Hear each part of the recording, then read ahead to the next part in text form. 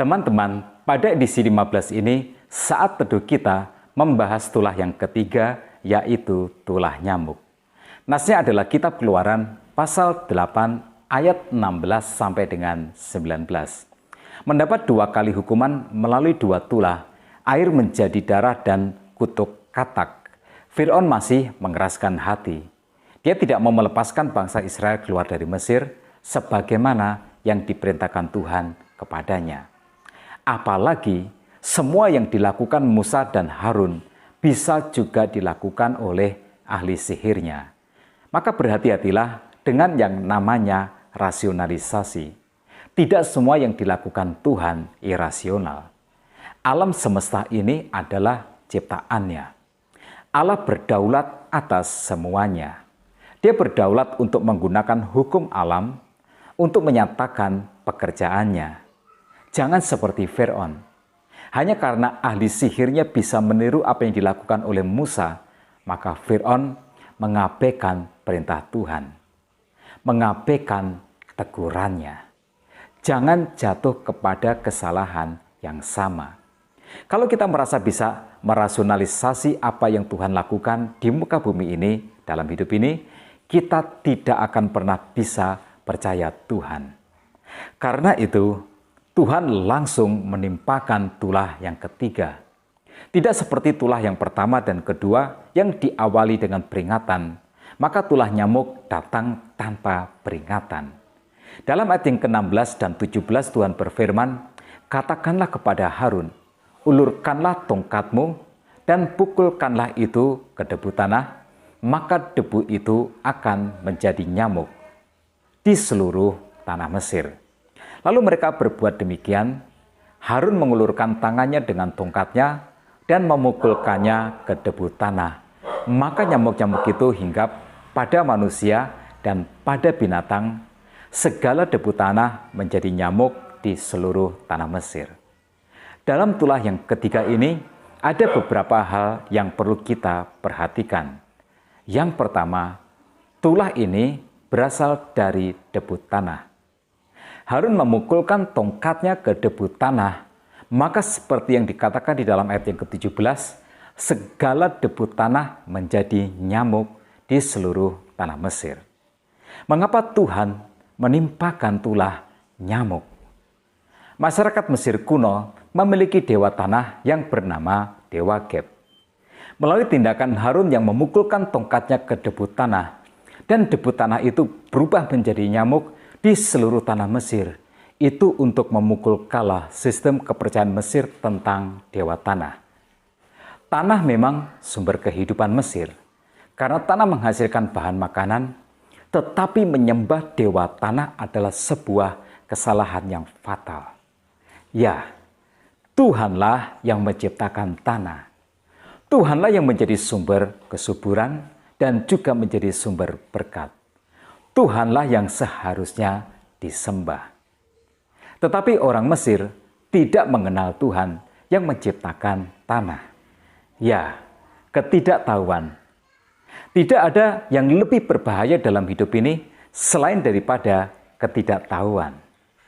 Ketidaktahuan akan membuat mata manusia tertutup, akan membuat mata manusia menjadi buta, sehingga tidak bisa mengerti tentang kebenaran. Ketidaktahuan akan menuntun manusia kepada jalan yang sesat, akan membawa manusia kepada jalan yang salah, dan pada tingkatan yang lebih parah, ketidaktahuan akan mengirim manusia kepada kebinasaan. Ngeri betul apa yang disuruhkan oleh Nabi Hosea dalam kitab Hosea pasal 4 ayat yang ke-6, "Umatku binasa karena tidak mengenal Allah." Ya, Mesir harus dihajar dengan tulah berulang-ulang karena rajanya tidak mengenal Allah. Nah, bayangkanlah apa yang terjadi. Nyamuk itu tiba-tiba menjadi wabah. Debu tanah tiba-tiba berubah menjadi nyamuk, menyerang manusia dan menyerang hewan. Dewa tanah tidak berdaya. Dan seperti respon sebelumnya, ahli sihir Mesir bukannya berusaha untuk melenyapkan nyamuk-nyamuk itu dengan ilmu sihirnya, malahan mereka mencoba untuk meniru Musa dan Harun menciptakan nyamuk dari debu tanah. Ayat 18 berkata, para ahli itu pun membuat yang demikian juga dengan ilmu-ilmu mantranya untuk mengadakan nyamuk-nyamuk, tetapi mereka tidak dapat. Demikianlah nyamuk-nyamuk itu hingga pada manusia dan pada binatang. Yang kedua, tulah nyamuk ini ditujukan sebagai serangan atas budaya dan agama Mesir. Orang Mesir sangat menjaga kebersihan. Para imam mereka sangat menjaga kebersihan. Ritual agama Mesir mensyaratkan kebersihan. Kebersihan para imam, kebersihan para penyihir mereka, itu sebabnya pendeta Mesir mencukur kepalanya sampai bersih, karena kebersihan adalah sistem kepercayaan agama mereka. Hewan-hewan keagamaan seperti sapi jantan akan dibersihkan setiap hari, disisir dengan hormat setiap hari. Tetapi sekarang dengan tulah nyamuk ini yang juga menyerang hewan, bagaimanakah mungkin mereka menyembah hewan yang sekarang menjadi najis karena nyamuk-nyamuk ini? Sesuatu yang menarik diucapkan oleh ahli sihir Mesir. Ayat 19 bercerita, lalu berkatalah para ahli itu kepada Fir'aun, inilah tangan Allah.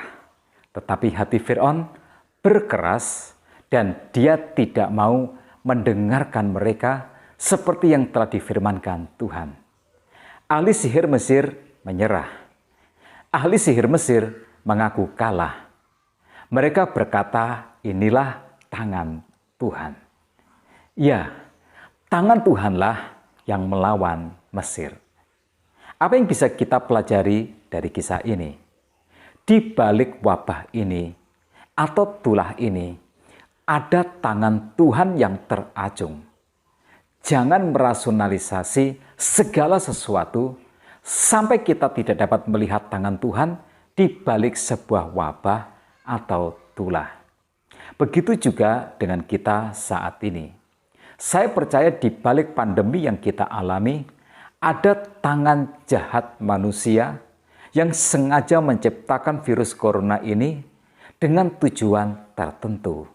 Tetapi saya juga percaya ada tangan Tuhan di balik semua ini, sehingga Tuhan mengizinkan semua ini terjadi. Yuk kita kembali kepada Tuhan. Fir'aun mengeraskan hati, tetapi dia akan membayar nanti dengan harga yang sangat mahal.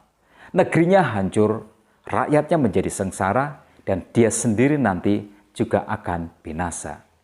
Tetapi kita, marilah kita terima semua ini sebagai panggilan Tuhan untuk bertobat, untuk percaya kepadanya, untuk datang mendekat kepadanya, dan hidup serius mengikut Tuhan. Jika hukuman Tuhan sangat serius bagi para pendosa, berkat-Nya juga serius bagi mereka yang bertobat. Tetap semangat dalam kehidupan. Tuhan Yesus memberkati kita semua.